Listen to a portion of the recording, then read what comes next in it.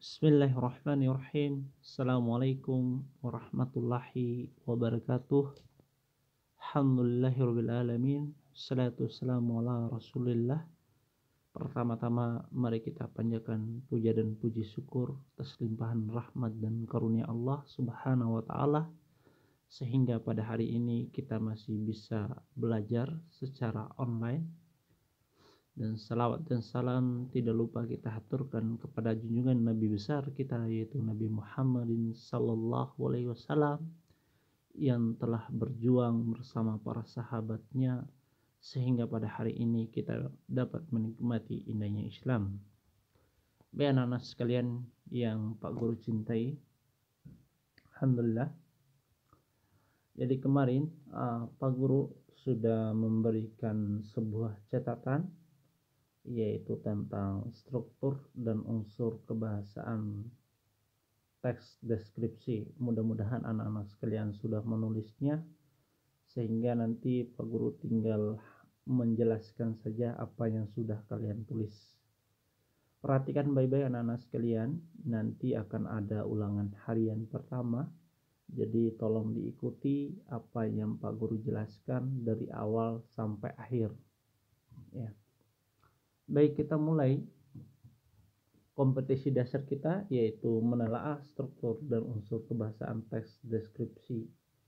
Yang pertama, indikator pembelajaran atau tujuan pembelajaran kita. Yang pertama tentunya siswa dapat mengetahui struktur teks deskripsi.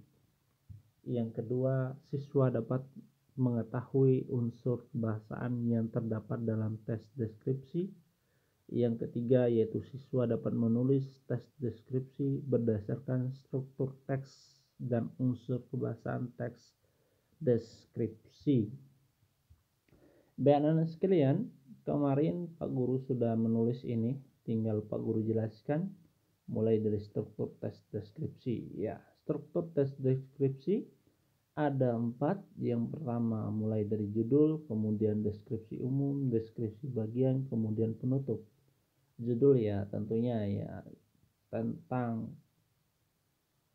judul yang berada di awal, yaitu judul ini harus bersifat khusus ya. Judul teks deskripsi itu harus bersifat khusus, contohnya rumahku, sepedaku dan lain-lain. Kemudian deskripsi bagian yaitu bagian awal teks deskripsi yang berusaha mengenalkan identitas seorang, benda, tempat, atau objek yang dijelaskan atau dideskripsikan. Deskripsi bagian adalah bagian yang menjelaskan secara detail mulai dari bentuk, warna maupun ukuran atau rasa dari objek yang dideskripsikan. Kemudian yang terakhir yaitu penutup, bagian akhir dari sebuah teks yang berisikan kesimpulan atau penegasan tentang objek yang dideskripsikan. Baik, kita lanjut. Contoh, ini teks deskripsi yang Pak Guru tulis, yaitu tentang rumahku atau rumah Pak Guru ya, sesuai dengan apa yang orang menulis. Baik, judul rumahku, deskripsi umum atau gambaran umum ya. Aku memiliki rumah yang terletak di kaki gunung Rengge Ama Java, tepatnya berada di lingkungan Madakimbi RT 13, lingkungan Kandai 1 Dompu. Rumahku tepat berada di depan gang jalan untuk menuju gunung tersebut.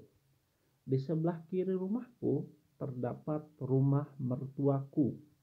Di depan rumahku terdapat halaman yang cukup luas dan biasanya digunakan untuk bermain anak-anak kecil. Di halaman rumahku juga terdapat pohon mangga dan nangka yang besar. Jadi ini adalah gambaran secara umumnya dulu ya, perhatikan. Deskripsi bagian ini adalah detailnya. Rumahku belum dicat, masih polos. Pintu rumahku berwarna coklat. Rumahku tidak terlalu besar, hanya mampu menampung 4 orang. Rumahku terdiri dari 2 kamar tidur, 1 ruang tamu, 1 ruang keluarga, 1 dapur, dan 1 WC. Baru 2 ruangan yang dipasang ubin yang berwarna putih, yaitu ruang tamu dan ruang keluarga. Rumahku belum ada terasnya. Jika masuk pintu depan akan langsung menuju ruang tamu, dan di depannya lagi tersedia ruang lesehan dan disediakan televisi. Biasanya di sini pusat keluarga kami berkumpul. Di ruang lesehan itu terdapat pintu untuk masuk ke ruang dapur. Di ruang dapur ini cukup luas dan terdapat 1 set meja dan kursi makan yang biasanya kami gunakan untuk makan bersama. Nah, itu kan digambarkan secara rinci apa yang ada di dalam rumah tersebut. Paham ini? Perlu ambil kesimpulan. Ini adalah kesimpulan atau apa yang ingin disampaikan oleh penulis. Rumahku adalah istanaku, walaupun kecil, disinilah tempat aku berteduh bersama keluarga kecilku. Tempat ini aku melepaskan lelah yang dapat memberikan kenyamanan dan ketentraman. Baik, perhatikan baik-baik unsur kebahasaan teks deskripsi. Jadi ada banyak unsur kebahasaan teks deskripsi di sini, mulai dari kata rujukan, ya. Kata rujukan ini ada 3, yaitu mulai dari kata ganti orang, kata ganti milik, dan kata ganti penunjuk. Kata ganti orang itu dibagi menjadi 3, kata ganti orang pertama, kedua, dan ketiga.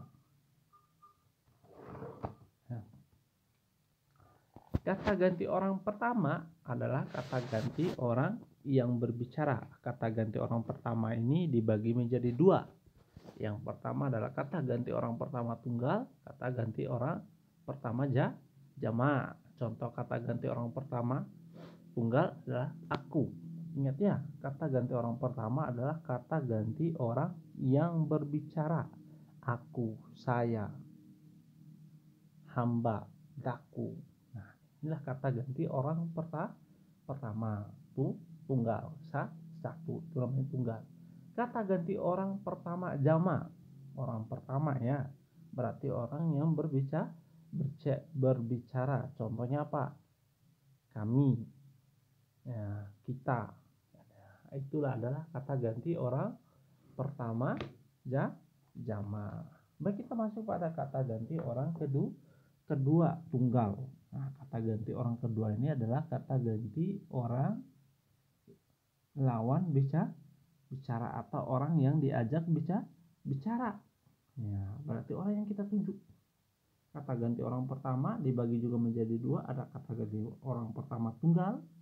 Contohnya di sini adalah kamu, engkau, kau, Anda. Nah, ini adalah kata ganti orang kedua tunggal. Ini tunjuk ya. Kata ganti orang kedua jamak. Kata ganti orang kedua jamak adalah kata ganti orang lawan bicara yang banyak. Berarti yang banyak kalau kita tunjuk berarti kalian. Paham ini ya? Kemudian kata ganti orang ketiga, artinya kata ganti orang yang kita bicarakan.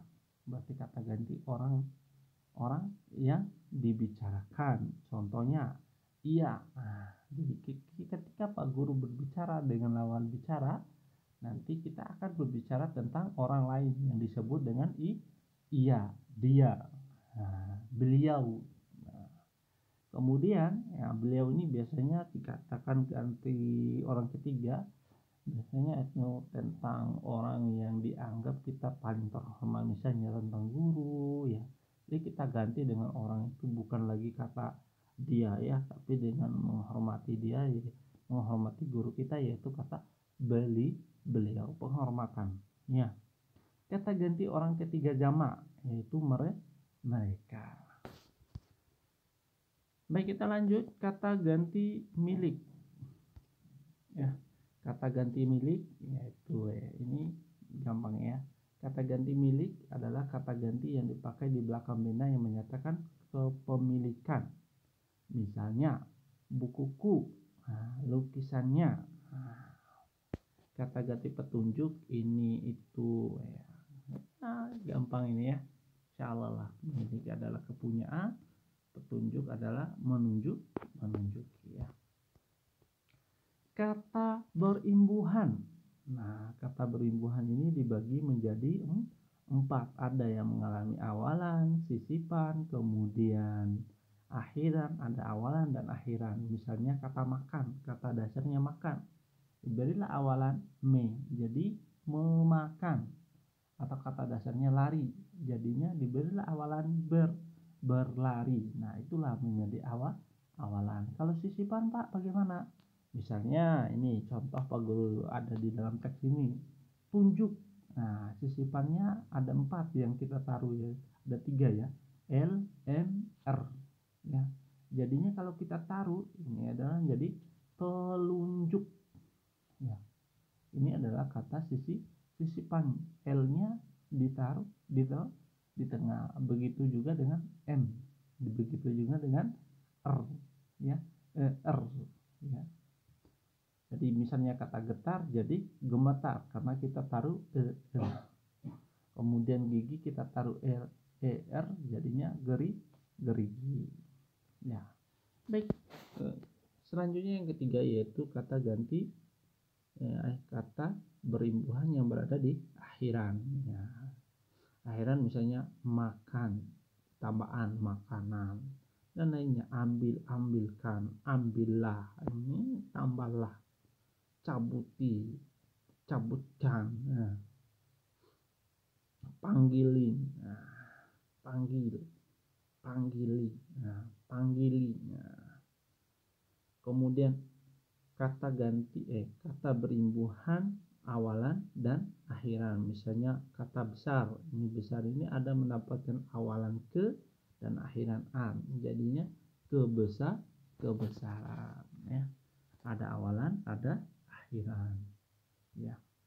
Baik, kita lanjut. Kata penghubung. Kata penghubung adalah kata yang menghubungkan antara kalimat atau yang menghubungkan kata dengan kata, frase dengan frase, klausa dengan klausa. Contoh, kata penghubung dibagi menjadi 2. Ada intrakalimat, ada antar kalimat. Intrakalimat ini adalah kata penghubung dalam satu kalimat. Misalnya menggunakan kata dan, agar, karena, tetapi, bahwa, sehingga dan lain-lainnya. Contoh, ia tidak masuk sekolah karena sakit. Nah, inilah kata penghubungnya karena. Atau masih kata yang lain. Dia akan datang tetapi agar terlambat. Nah, ini dalam satu kalimat ya. Beda dengan konjungsi antar kalimat ya. Berarti ada 2 kalimat. Contoh sederhana misalnya, ibu pergi ke pasar, ayah pergi ke sawah misalnya. Ibu pergi ke kantor, ayah pergi ke kemana? Ke sekolah ya. Sedangkan ingat taruh aja sedangkan mungkin atau lalu mungkin ya. Jadi ada kata penghubung dari kata 2 kalimat tersebut. Ibu pergi ke kantor sedangkan ayah pergi ke sawah misalnya ya. Atau ini contoh sederhana, ibu pergi ke pasar setelah sholat subuh lalu memasak sarapan ayah, aku dan adik. Paham ini? Kata penghubung. Saya paham ya. Frase adalah 2 kata, 2 bentuk kata yang memiliki satu makna. Ya, contohnya jam tangan, jam dinding, sapu tangan, kunci mobil. Ingat, jam dan tangan ada 2 kata. Sapu dan tangan, kunci dan mobil ada 2 kata. Ya, tapi memiliki satu makna. Ya, selanjutnya yaitu kata baku dan kata tidak baku. Kata baku ini adalah kata resmi. Saya rasa ini kalian sudah belajar waktu SD. Misalnya di sini ada gue, enggak, entah, banget, belum. Nah, ini kata-kata yang tidak baku. Nah, dirubah menjadi kata baku di sampingnya. Gue itu adalah saya yang benar penulisannya. Enggak, Itu salah penulisannya, pengucapannya juga salah. Ya, enggak itu artinya tidak, entah itu artinya tidak tahu, banget artinya sangat, belum. Nah, tulisannya adalah belum yang benar, bukan belum, ya, bukan pakai o tapi pakai u. Baik, kata depan. Nah, kata depan ini dibagi menjadi 3 sebenarnya, namun kita menjadi pada jadinya 4. Kata depan di, ke, dari, dan pada.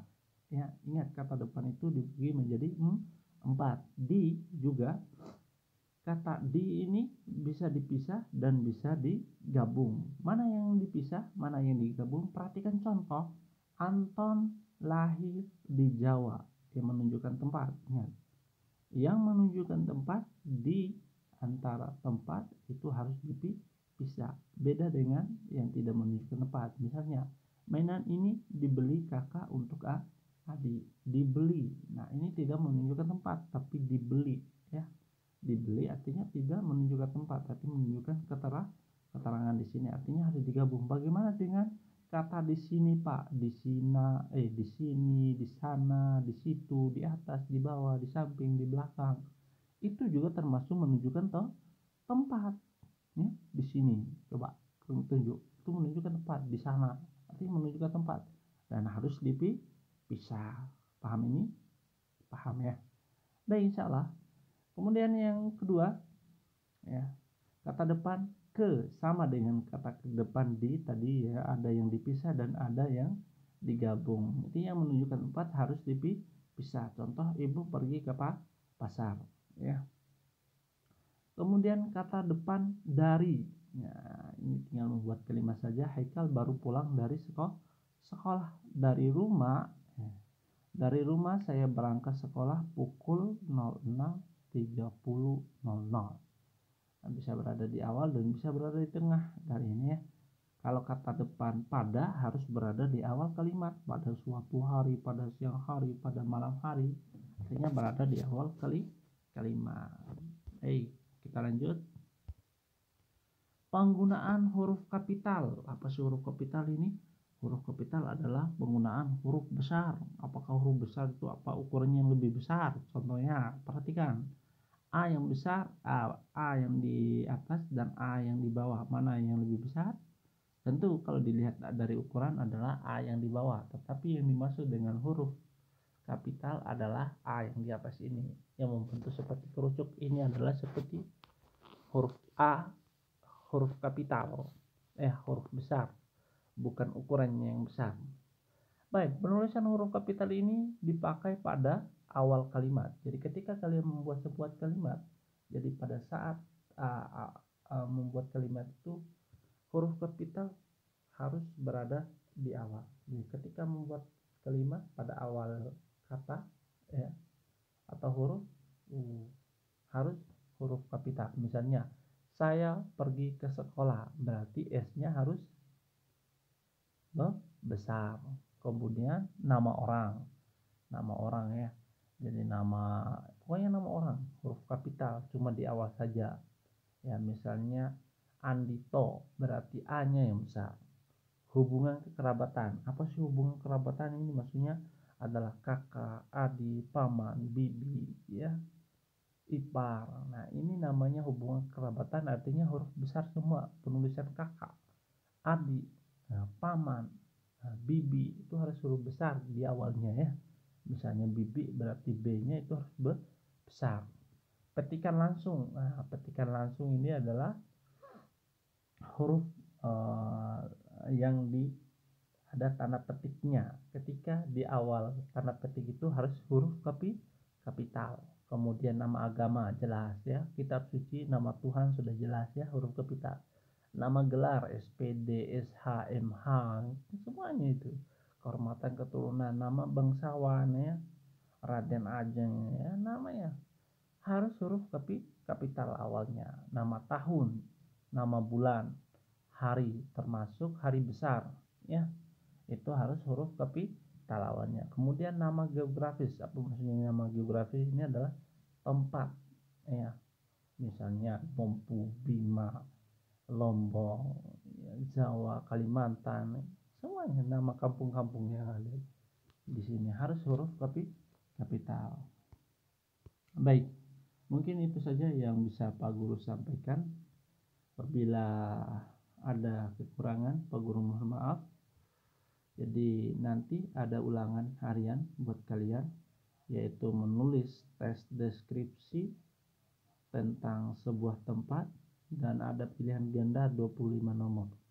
Baik, Pak Guru akhiri pertemuan kita hari ini dengan sama-sama membaca doa kafaratul majelis. Subhanakallahumma wa bihamdika asyhadu an la ilaha illa anta astaghfiruka wa atubu ilaik. Assalamualaikum warahmatullahi wabarakatuh.